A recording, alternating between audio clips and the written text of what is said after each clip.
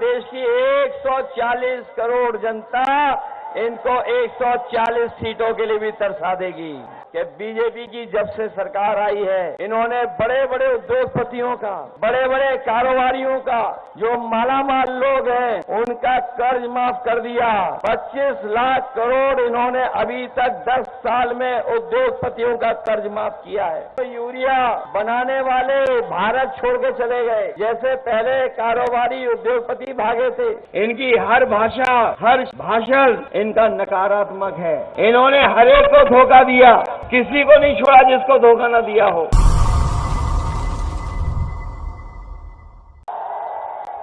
अभी जो आंकड़े आ रहे हैं, जो सूचना आ रही है, उसमें केवल एक पे लड़ाई में है हम लोग, एक में लड़ाई में है केवल, वो क्यूटो, और बाकी सब सीटें बीजेपी हार चुकी है। आपने इनके नेताओं के भाषण सुने होंगे,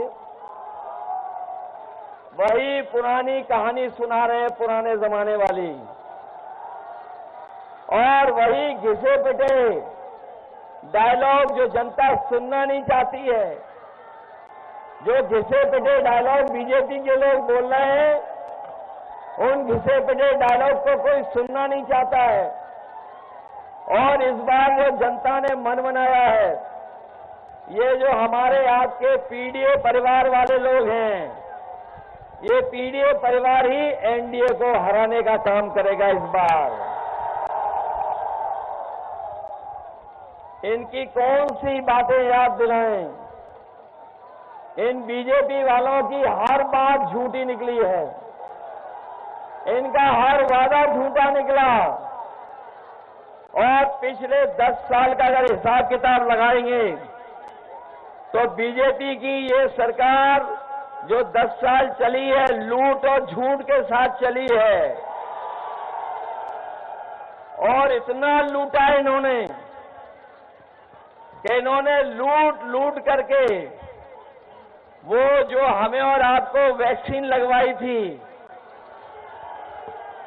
वैक्सीन वाली कंपनी से भी पैसा वसूल लिया। हमें आपको सबको जबरदस्ती वैक्सीन लगवा दी। ये जो हमारे खाकी वर्दी पहने वाले भाई लोग हैं, कर्मचारी, ये भी लगाना नहीं चाहते थे, इनके भी जबरदस्ती वैक्सीन लगवा दी। बताओ, वैक्सीन लगने से जान को खतरा पैदा हो गया कि नहीं हो गया? और ऐसा खतरा पैदा हुआ है कि वैक्सीन कंपनी वाले कह रहे हैं कि अब हम वैक्सीन वापस ले लेंगे। बताओ, जो वैक्सीन शरीर में चली गई वो वापस कैसे आएगी? बता दो, बताओ कैसे वापस आ सकती है? कम से कम हम बच गए, हम लोगों ने वैक्सीन नहीं लगवाई। हमने नहीं लगवाई वैक्सीन, लेकिन जिन्होंने वैक्सीन लगवाई होगी वो अगर सर्टिफिकेट देखेंगे तो बताओ, सर्टिफिकेट देख करके वोट किसको डालेंगे? और सुना है, जब से वैक्सीन का खतरा पैदा हुआ है, जो दिल्ली वाले हैं प्रधान सांसद, उन्होंने अपनी तस्वीर सर्टिफिकेट से हटवा ली है। सर्टिफिकेट से तस्वीर हट गई। और बड़े बड़े शहरों में ये डबल इंजन वालों ने बड़ी बड़ी होर्डिंग लगवाई हैं। आजमगढ़ में भी लगी होंगी बड़ी बड़ी होर्डिंग, दिल्ली वालों की, डबल इंजन वालों की। नहीं लग पाई है, वो जानते हैं कि दोनों सीटें सफाई जीतने वाले से नहीं लगाई। लेकिन और शहरों में देखो, बड़ी बड़ी होर्डिंग लगाए हैं डबल इंजन वाले, लेकिन उनका जो इंजन है वो पहले से ही गायब है, एक ही इंजन। और आपने देखा होगा, आपको बीजेपी का तालमेल बिगड़ गया है, इनका तालमेल बिगड़ गया है, घालमेल चल रहा है इनके अंदर, अंदर ही अंदर, और एक दूसरे पर भरोसा भी नहीं कर रहे हैं। ये जो दिल्ली और लखनऊ वाले हैं, सुनने में आ रहा है इनका भी आपस में एक दूसरे का इंजन टकरा रहा है। इसलिए जिन लोगों ने वैक्सीन लगवा करके जान को खतरे में डलवाया, वही लोग हमारे आपके बाबा साहब भीमराव अम्बेडकर जी के संविधान के भी पीछे पड़े हैं।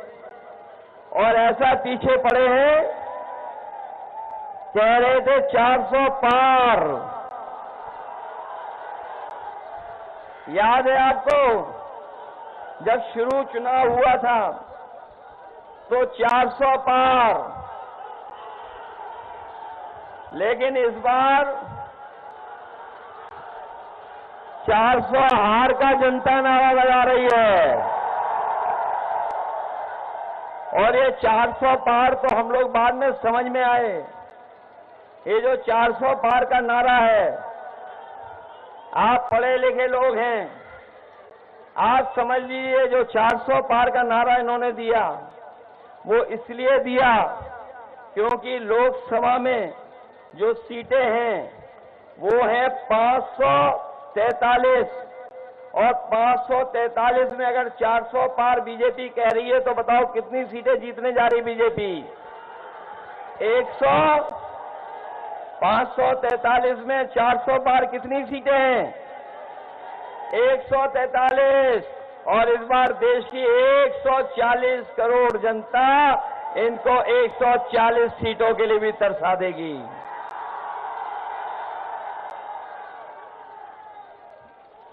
इन्होंने वादा किया था हमारे किसान भाइयों को कि किसानों की आय दोगुनी हो जाएगी। बताओ, किसान भाई हैं यहाँ, खेती बाड़ी करने वाले लोग हैं, किसी की आय दोगुनी हुई हो तो बताइए? ना आय दोगुनी हुई और ना ही फसल की खरीदने के लिए कोई इंतजाम किया। पैदावार की कीमत तो दूर, लेकिन इनके कार्यकाल में लगातार लागत बढ़ती चली जा रही है।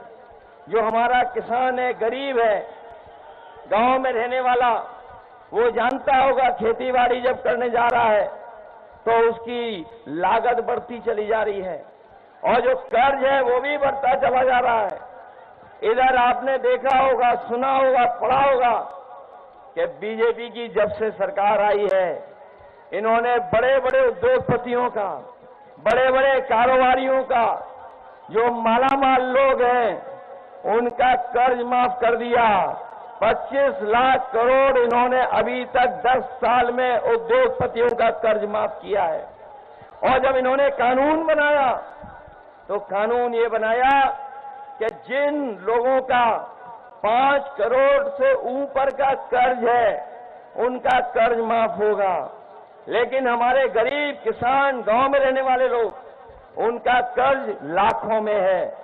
इन्होंने लाखों का कर्जा माफ नहीं किया, इन्होंने 5 करोड़ से ऊपर वालों का कर्ज माफ किया है।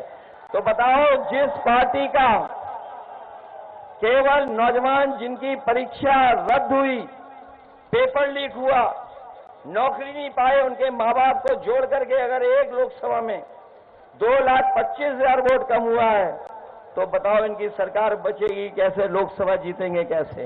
बल्कि 30 लाख सरकारी नौकरियां जो बीजेपी ने नहीं दी, वो इसलिए नहीं दी क्योंकि वो जानते थे कि अगर सरकारी नौकरी दी जाएगी तो हमारे तमाम पीड़ित परिवार के नौजवान और बच्चों को भी नौकरी मिल जाएगी। इसलिए नौकरी नहीं दी। और जो पेपर लीक हुए हैं, आपको जानबूझ करके पेपर लीक किए हैं, इसलिए 30 लाख जो दिल्ली की सरकार की नौकरी खाली है, वो नौकरी दिलाने का काम भी नौजवानों को होगा। आपको नौकरी दिलाने का काम हम लोग शुरू करेंगे।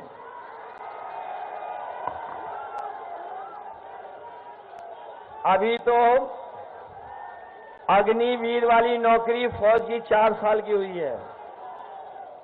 हम अपने खाकी वर्दी पहनने वाले भाइयों को सावधान करने आए हैं कि अगर बीजेपी वाले आ गए तो अभी तो फौज की 4 साल की नौकरी है, हमारे खाकी वर्दी पहनने वाले नौजवानों की भी नौकरी वो 3 साल की कर देंगे। इसीलिए याद रखना, मनी मन ये भी आपका साथ दे रहे हैं, मनी मन साथ दे रहे हैं। और कभी कभी ये बात मैं कहता हूं तो पत्रकार साथी हमसे सवाल पूछते हैं कि ये कैसे संभव है, तो मैं उनसे पूछता हूं कि बताओ, क्या आपको पता था कि हवाई अड्डे बिक जाएंगे? क्या आपको पता था कि रेलवे स्टेशन बिक जाएंगे? क्या आपको पता था सरकारी पीएसयू सब बिक जाएंगी? क्या आपको पता था कि टेलीफोन की कंपनियां बिक जाएंगी, LIC बिक जाएगी, बंदरगाह बिक जाएगा? क्या आपको पता था कि अग्निवीर वाली व्यवस्था आ जाएगी? क्या आपको पता था कि आधी रात नोटबंदी हो जाएगी? जब आपको नहीं पता था तो जैसे अग्निवीर की व्यवस्था है, हो सकता है वैसी व्यवस्था हमारे खाकी वर्दी पहनने वालों के लिए भी ये लोग कर रहे हैं। आपके किसान भाई होंगे, खाद बाजार से लिए होंगे, बताओ खाद की बोरी से चोरी हो गई, पहले कितने किलो हुई और अब कितने किलो हो गई? कभी कभी मैं सोचता हूं ये महंगाई और बोरी की चोरी कहां से सीखे होंगे। तब हमें याद आता है पार्ले जी बिस्किट से सीखे ये लोग। जो पुराने लोग हैं वो जानते होंगे पहले पार्ले जी का बिस्किट पैकेट कितना बड़ा आता था, और महंगाई बढ़ी, उन्होंने मुनाफा नहीं कम किया, तो बताओ पैकेट कितना हो गया? अब कितने का पैकेट आ रहा है? याद रखना, बीजेपी वाले आ गए तो एक बिस्किट वाला पैकेट मिलेगा आपको, एक बिस्किट वाला। महंगाई इन्होंने बढ़ाई कि नहीं बढ़ाई? न केवल महंगाई बढ़ाई है, बल्कि हमारे किसान भाई जानते होंगे कि जब DAP लेने गए तो उनसे जबरदस्ती नैनो यूरिया खरीदवा दी। किसान भाई जानते होंगे DAP तभी मिली जब नैनो यूरिया खरीद ली, और नैनो यूरिया बनाने वाले भारत छोड़ के चले गए। जैसे पहले कारोबारी उद्योगपति भागे थे, उसी तरीके से सुनने में आया है कि जिन्होंने नैनो यूरिया बनाई और ये कहा कि नैनो यूरिया जब खेतों में डाली जाएगी, फसल में डाली जाएगी, तो हमारे किसानों की पैदावार बढ़ जाएगी। पैदावार तो बढ़ी नहीं, हमारे किसानों की मदद हुई नहीं, लेकिन नैनो यूरिया वालों ने पैसा कमाया और भारत छोड़ करके उद्योगपतियों को जैसा भारत छोड़ करके भाग गए। इसलिए हम आपको सावधान करने आए हैं और ये भी बताने आए हैं कि याद होगा आपको, राशन में न जाने क्या क्या दे रहे थे बीजेपी वाले, और अब राशन में क्या क्या मिल रहा है। पहले से राशन में कटौती हो गई कि नहीं हो गई, और हमारे गरीबों को भरपेट खाना भी नहीं मिल पा रहा है। राशन की गुणवत्ता भी खराब कर दी, मात्रा तो खराब की है, लेकिन राशन की गुणवत्ता भी खराब कर दी। इनकी हर भाषा, हर भाषण इनका नकारात्मक है। इन्होंने हर एक को धोखा दिया, किसी को नहीं छोड़ा जिसको धोखा न दिया हो। बताओ इन्होंने धोखा दिया कि नहीं दिया? और धोखा देते देते अब एक दूसरे को धोखा दे रहे हैं, एक दूसरे के पीछे पड़े हुए हैं। इसलिए ये मौका हम लोगों को मिला है, जहां पर हर जगह बीजेपी का सफाया होता जा रहा है, हटती जा रही है बीजेपी। तो बताओ आप लोग भी हटा दो। आजकल बताओ कितनी गोली लेनी पड़ रही है? 650 mg की। बताओ लेनी पड़ रही कि नहीं लेनी पड़ रही? पहले 500 mg की गोली में बुखार ठीक होता था, और आजकल कितने में हो रहा है? 650 में। बताइए कैसी सरकार चल रही है।